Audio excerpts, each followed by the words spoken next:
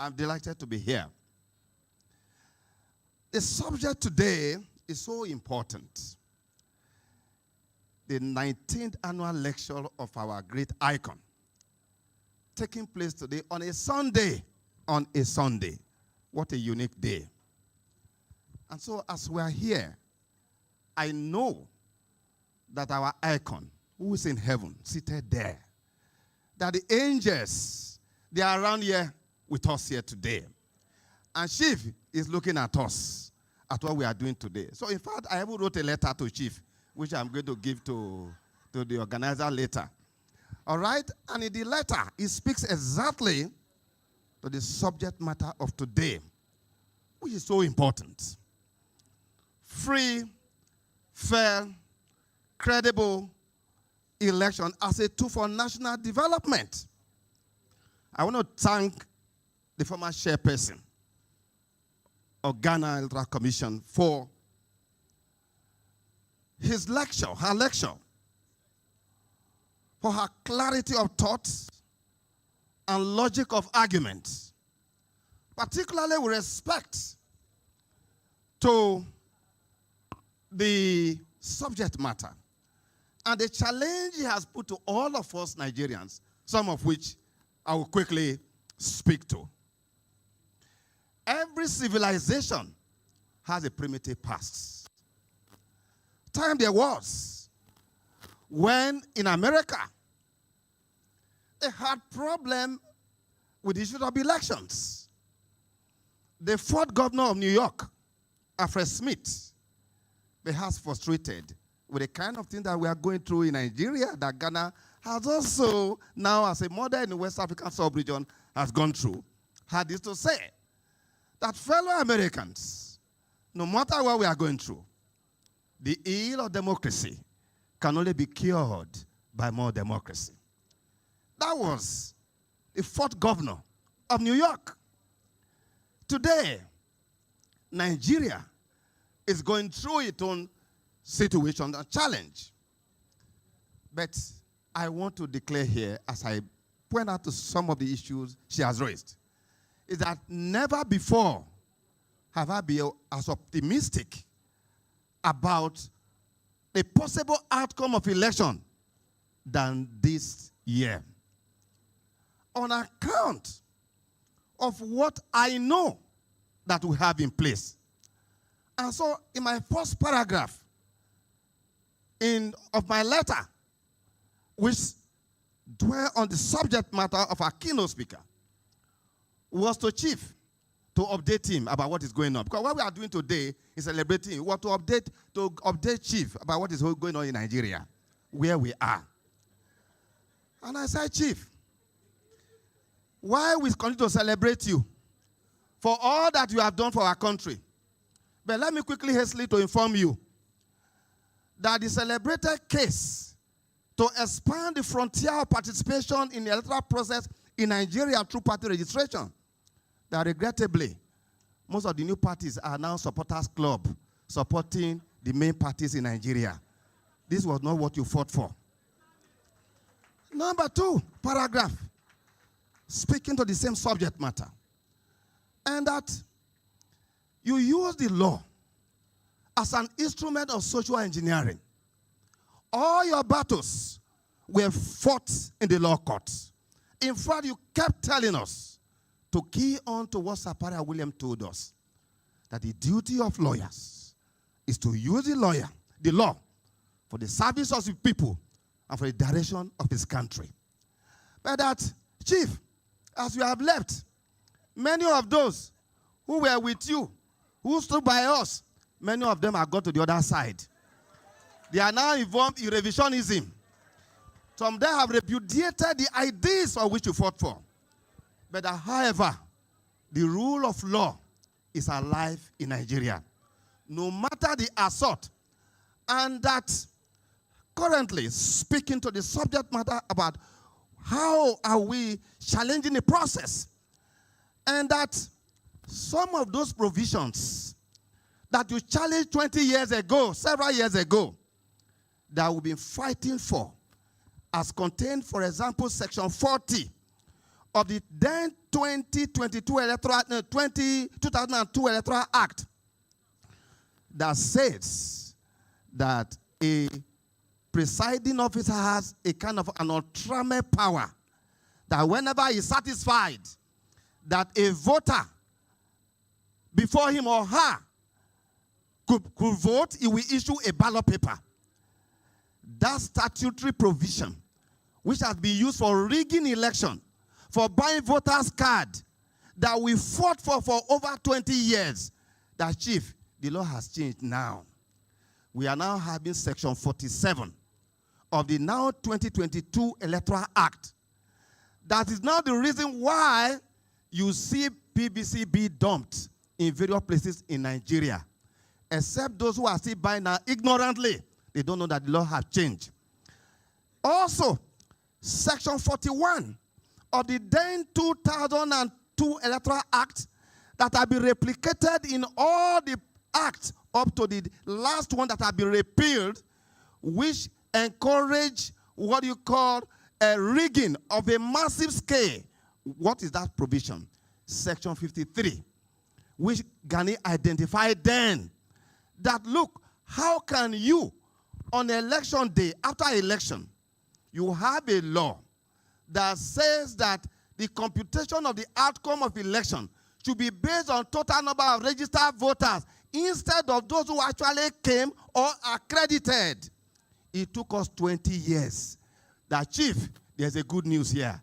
That in the current 2022 Electoral Act, we now have a new law.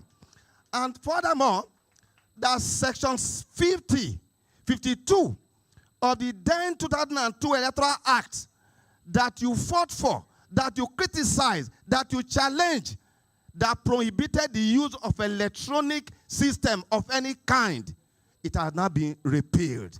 You now have Section 50 that has now granted operational independence to the Independent National Electoral Commission to use some level of technology in realization of the fact that any society that failed to key into changing development in the ICT will be overtaken by the chaos of decay and decline. But here in our country, which is risen more than ever before, I'm so hopeful that hope is reborn in Nigeria, that the things you fought for, that by this year we are going to realize that, because under the current Section 51, that they refused to listen to for 20 years, right now, irrespective of what you have on the register of voters, if you like, have millions, have thousands, on election day, under the current Section 51,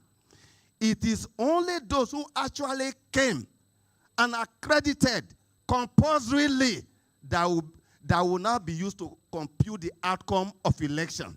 Therefore, no more margin for people to rig. For instance, under the old section, where you have 500 people in a polling unit, because the law says total number of registered voters, what politicians will do is to ensure that at the end of election, where only 100 people came on that day, which is the issue about voters' turnout she spoke about, because you have extra 400, that became an incentive for them to connive with Inec officials as they were in the past to now do thumb printing because they have a margin of 400. But today, what has now happened is that at the end of the poll, a new register will emerge. A new register based on those who actually came and accredited and not the total number of registered voters anymore.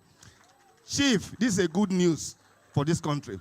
Now, furthermore, and perhaps far more important, speaking to the subject matter of our keynote speaker, is the fact that today, under the current regime of the use of the biomodal accreditation system, known as the BVAS, which means that unlike in the old system, where in the unlikely event that we created, for example, our president of NBA, well known by everybody, he came before a presiding officer, because we were unable in the old regime to confirm either of his 10 fingers, we could not deny him, but issue him what we call incident form.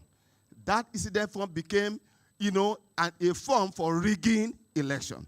Now, we have moved beyond that process of SCR to now what you call the beavers, in which case, in the unlikely event that just one of your 10 figures could not be confirmed, what about your face? We have gone to that level.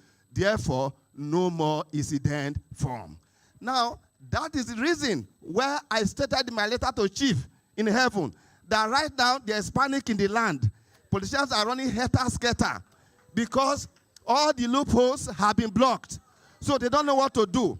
But I also informed Chief that the only fear we have now is our constituency, the judiciary. That's where they are heading to right now. Because you all recall, as students of history, that every problem that have led to the truncation of election in Nigeria, we end up with judiciary. You all recall, right now as we speak, many politicians are hanging around court registry with processes on how to stop the use of beavers. That's what they are doing at the moment. So one of the challenges here to the NBA is that somewhere in Imo State, we have been told, we have seen the process filed by one of our members. One of our members, the Supreme Court stamp is there. Why is it that MB has not called that lawyer to come and explain taking an action that may lead to widespread disruption of public life in the Federal Republic of Nigeria? Because as I'm standing here, Mr. Chairman, I cannot beat my chest to guarantee that one of our own in the bench who has been told that we will settle you for life, give us an order, 11th hour to the day of election, will not grant an order to stop the use of beavers. Reminiscent of what happened, it happened before, in June 12th, on the 11th, on the eve of election, Justice Basi Ikpeme gave an order to stop the election on June 12th. That's when the country was put on a journey that we are yet to fully recover from. But today, I cannot guarantee that. But we will be waiting to see that judge, the family he come from, in this country, that we do that. But while we are saying this, a stone sea coming should not blind the eye. A stone sea coming should not blind the eye. No matter how bad we feel, if the ceremonial, if the burial of a man is over, and we still see the drummer man hanging around loosely, despite our grief, we should be able to ask if you want to marry the widow. Most of them, they have done so bad, and we think that we must challenge them. So, in concluding, Mr. Chairman, my fellow discussant, free and fair election is the bedrock of any democracy. The whole embrace of democracy is essentially because it brings about participation and accountability to the process of human development. Election provides vertical accountability. But because of the failure of arms of government to deal with horizontal accountability, we now have emerging what we call diagonal accountability. Citizens taking responsibility. Never before have we seen the kind of awareness that we are seeing today in this country. This election, make no mistake, this election is one that the people of this country want to make a statement. And that statement will be made. There is nothing anybody can do. Power has been returned back to the polling unit, where election will be won and lost, and not in the courtroom anymore. We must end the business of election tribunal in Nigeria. That is the path we are following. I think if I have an opportunity again, a few other things I need to say. Thank you very much.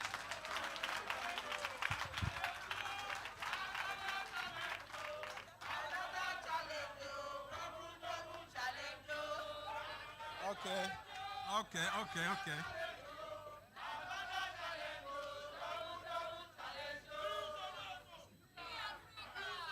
This is very serious business. Mr. Igini has said the people... First, the last two questions I need to clear that. The system that we have that will work for 10 years I spent in that place was to return power to the Nigerian people. And that is why today I have made the point very clear, and we shall see what will happen in this election. Shock and lamentation are awaiting those who are relying on the old orders. Because the system we have now, it has delivered 105 elections. We have been doing the piloting before the president, before the National Assembly, reluctantly passed the bill and was signed by the president. If you have watched me on television, I kept thanking the National Assembly and the president. Because what they passed, what they signed, many of them did not read those things. This is where we are. The connivance I was referring to, by way of updating Gani in heaven, is that these parties, rather than prepare for their own candidate, they will be waiting for when APC or PDP will be through with their primaries. They will now go and push for candidates from APC and PDP. That's what they've been doing. That is the connivance. Now, the issue you refer to as polling units was an account of the sections I mentioned to you under the Repeal Act 2010.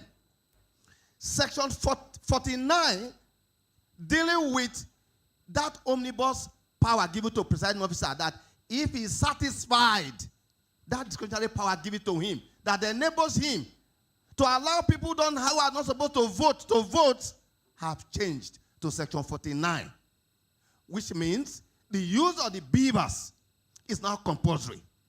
Section 53 of the Repeal Act that was used for 20 years to produce some of the politicians we are having around here, many of you will not see again as from 2023, has now been repealed. You now have Section 51. Overvoting, computation of election is now based on those who actually came, accredited numbers of persons and not registered number of persons. You will all recall the incident of what we call inconclusive elections. Have you been hearing that for a long time now? That is gone.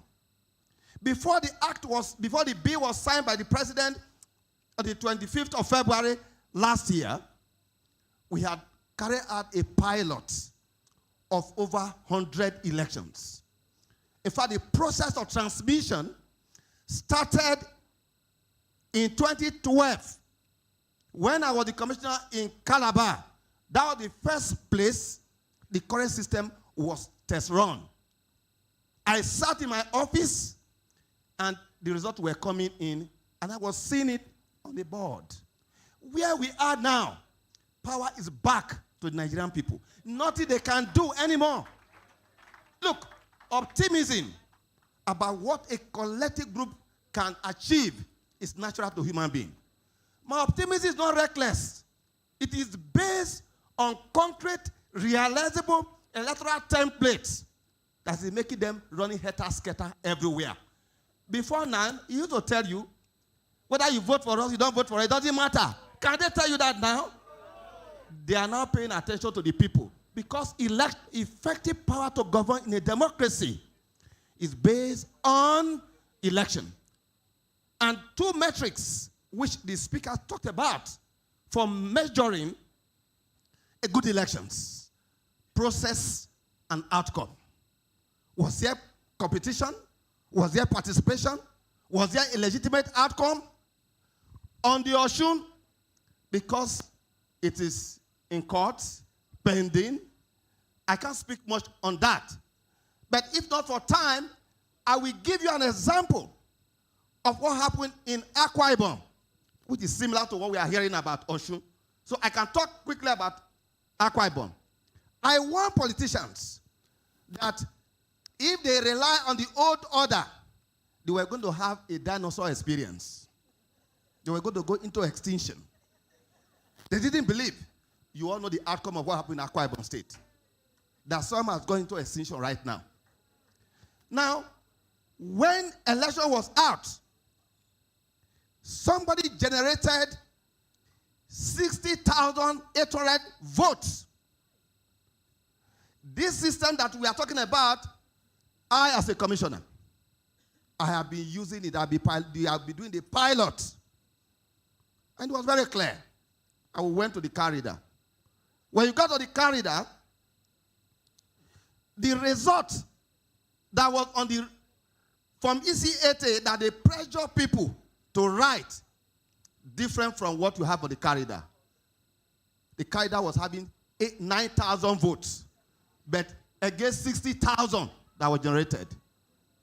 Just from one local government to Torpedo, 9 other local governments for senatorial elections.